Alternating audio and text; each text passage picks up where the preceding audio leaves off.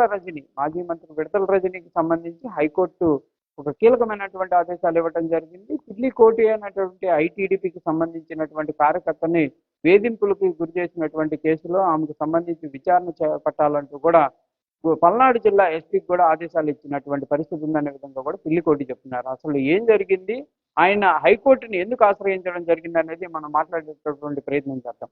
ఏంటంటే ఏం జరిగింది ఆ రోజు అసలు యాక్చువల్గా ఈ మీద ఆ రోజు వేధింపులు ఏంటి? సోషల్ మీడియాలో యాక్టివ్గా ఉంటాం.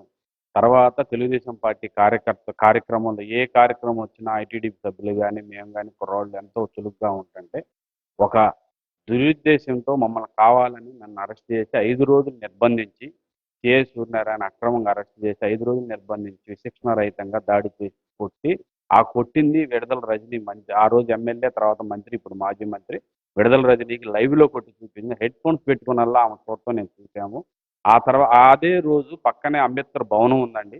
ఆ అంబేద్కర్ భవనంలో ఒక ఎస్సీ కమిటీ ఒకటి వేస్తున్నారు. ఆ కమిటీలో నేను పక్కన పోలీస్ స్టేషన్లో ఉన్న కొడుతుంటే ఆ కేకలు విని వీళ్ళందరూ బయటకు వచ్చి వామ్మో ఏం జరుగుతుందని భయాందోళనతో గురయ్యేదిగా కాసేపు ఆపి మరలా తర్వాత కాసేపు ఆ కొట్టి విశిక్షణ రహితంగా దాడి చేయటమే కాకుండా తర్వాత వాళ్ళ పిఏలు రామకృష్ణ ఫణి అనేవాళ్ళు వచ్చి దుర్భాషలాడి అసభ్యమైన పదజాలాలతో బూతులు తిట్టి దళితుడు నీకెందుకు రా మాలనా కూడా అని చెప్పి ఇష్టానుసారంగా మాట్లాడి థమ్సప్ దాగి థమ్సప్ నా మీద ఊసిన పరిస్థితి పోలీస్ స్టేషన్లో జరిగిందండి ఆ రోజున.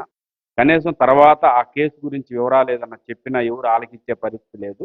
తర్వాత నేను మాజీ సీఎం నారా చంద్రబాబు నాయుడు గారిని పత్తిపాటి పుల్లారావు గారి దగ్గరుండి తీసుకొని వెళ్ళి మీ మీద జరిగిన దాడికి సంబంధించి మీరు అప్పుడు ఎవరికి కంప్లైంట్ ఇవ్వడం జరుగుతుంది? ఆ రోజు మళ్ళా ఇక్కడే ఎస్పీ గారికి ఆ రోజు ఎస్పీ గారికి ఇచ్చాము. ఎవరున్నారు ఎస్పీ? అప్పుడు ఆయన పేరు నరసింహరావు, పేరు ఐడియా లేదు పెద్దగా. ఎస్పీ గారికి ఇచ్చాము. తర్వాత కేసు కట్టకపోతే టౌన్ పోలీస్ స్టేషన్లో ఇచ్చాం. కట్టకపోతుంటే రిజిస్టర్ పోస్ట్ చేసాం. ప్రతిదీ హోమ్ మినిస్టర్ గారికి, ఆ రోజు ఎస్సీ కమిషనర్కి, హ్యూమన్ రైట్స్కి అన్నిటికీ రిజిస్టర్ పోస్ట్ చేసినా స్పందించింది లేదు. ఇంకా ఆ తర్వాత హైకోర్టుకి వెళ్ళినా ఏదైనా ప్రయోజనం లేదని ఇంకా భయం. ఆ 5 సంవత్సరాలు ఐటీడీపీ సభ్యుల్ని పోలీస్ స్టేషన్కి 5 సంవత్సరాల పుట్టినీళ్ళు తిప్పినట్టు తిప్పారండి పోలీసు.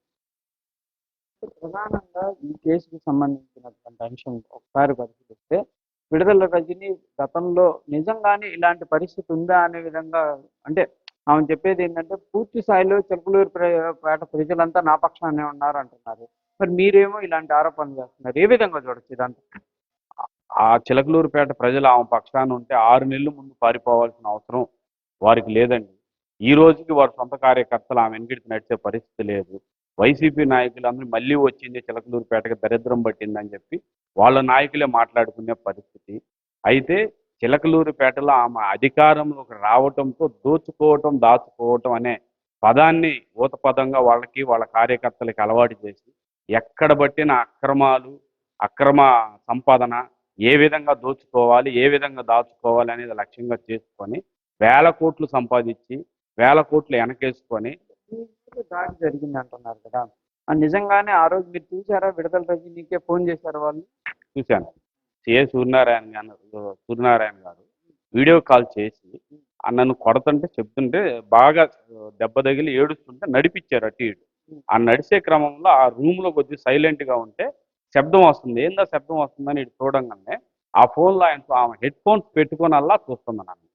నేను ఏడుస్తా తిరగటం, ఆ కాళ్ళు కుంటుకుంటా నడవటం, తర్వాత ఆ కాళ్ళు నొప్పులుంటే ఒక గోడ ఉంటే ఆ గోడకి ఎగిరెగిరి పట్టుకోమని చెప్పటం, తర్వాత కింద కూర్చోబెట్టి కాళ్ళు జంచే విధానం, ఇవన్నీ వీడియో కాల్లో చూస్తూ ఆమె ఎంతో ఆనందపడుతుంది. దాంట్లో నవ్వుతా చక్కగా చూస్తూ ఉందండి.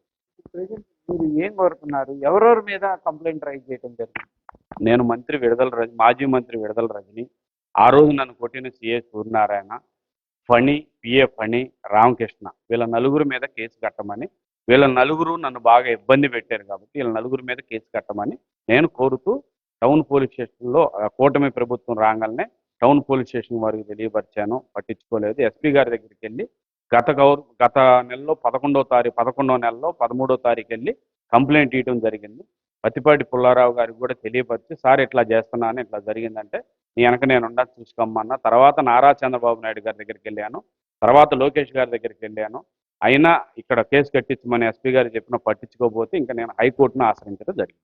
ఎందుకు అంటే కూటమి ప్రభుత్వం వచ్చినా కూడా ఎందుకు ఈ కేసులు ఆమె పైన మీరు కానీ చాలా మంది కూడా కేసు నమోదు చేయమని అంటున్నారు. ఎందుకు నమోదు చేయట్లేదు అనుకోవచ్చు.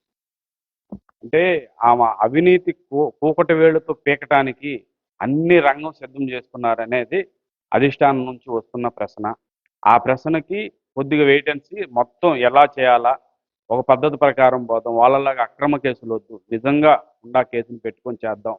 అక్రమంగా మా వాళ్ళల్లో మా ఫ్రెండ్స్ మీద ఎంతో మంది మీద ఐటీడీపీ సభ్యుల్ని స్టేషన్ పిలిచి 5 సంవత్సరాలు కరోనా టైంలో కూడా రోజు ఫోన్ అసలు ఎంత ఇబ్బంది చేశారో, మళ్ళీ ఇవాళ వచ్చి నంగ పలుకులు పలికి మా సోషల్ మీడియా వాళ్ళని కేసులు పెడుతున్నారు అయ్యేది అని చెప్పేసి అని కళ్ళబుల్లి కబుర్లు చెబితే, గతంలో నువ్వు చేసి ఇంతకన్నా 1,00,000 రెట్లు ఎక్కువ చేసావు.